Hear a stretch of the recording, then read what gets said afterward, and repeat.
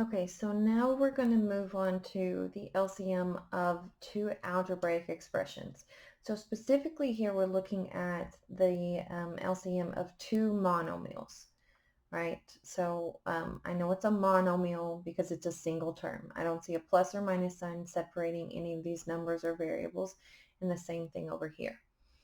So again, this is going to look very similar to what you did with your GCF work. So we're going to look at the prime factorizations for our numbers, and then you're just going to write the variable components there in their expanded form.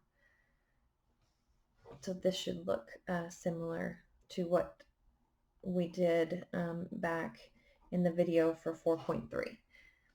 So 20y x to the 9. So I do need to know the prime factorization for 20.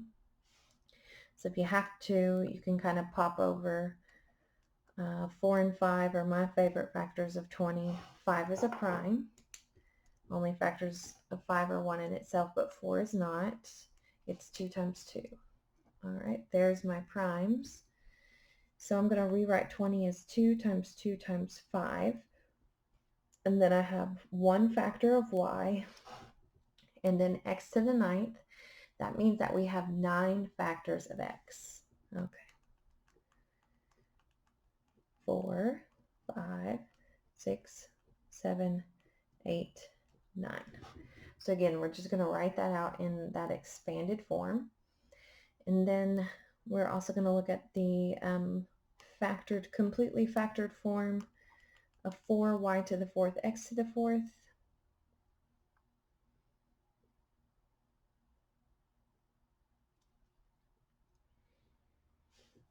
And so hopefully we're pretty clear on what the prime factorization of 4 is right now. It's 2 times 2.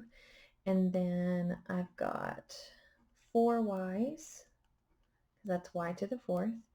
And then I've got 4 x's. So the variable components, you just want to write them out in expanded form. All right, so we want to list the factors that we're observing in those prime factorizations. So in 20, y x to the 9th, I see a factor of 2. I see, and remember, we want different factors. So there's a factor of 2. There's another one we don't want to, no repeats. 5, I see a factor of y. And then I see a factor of x. Now I do see it 9 times, but we'll get to that.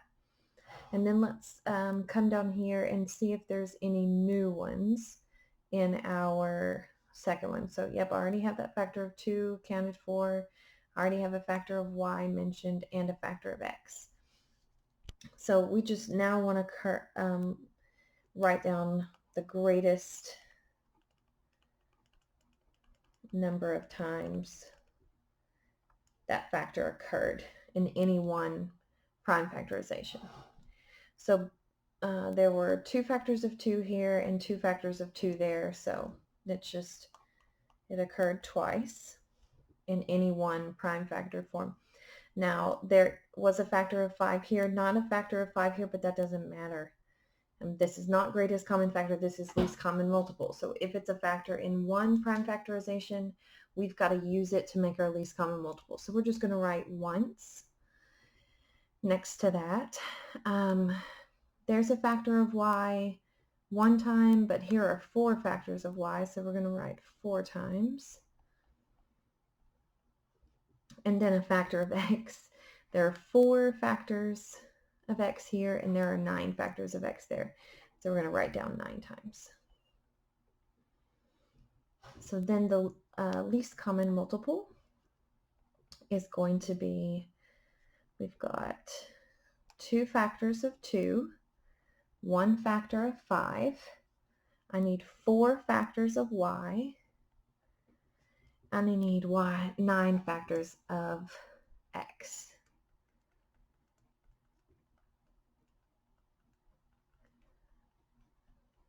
Okay, and that's just for illustrative purposes. After this, we know that 4 factors of y are y to the 4th, and 9 factors of x are x to the 9th. So I'll probably be shortcutting that in the future.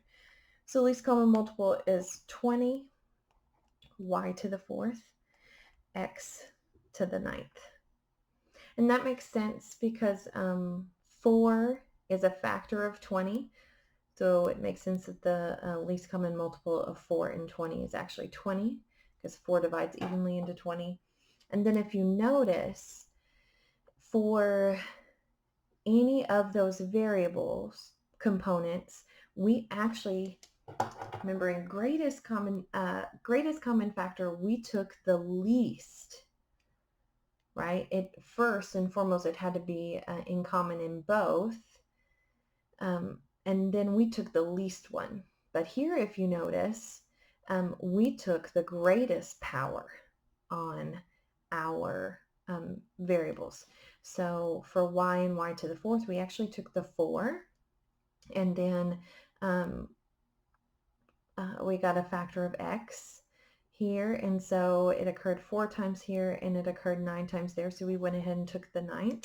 And I do want to add that if I had let's just make one little change to this. If I threw in one factor of z, right? So let me just throw in a one factor of z.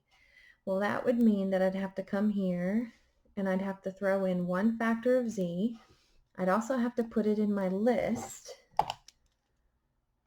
and I'd have to say, oh, it occurred once. Again, this is that big difference between greatest common factor and least common multiple.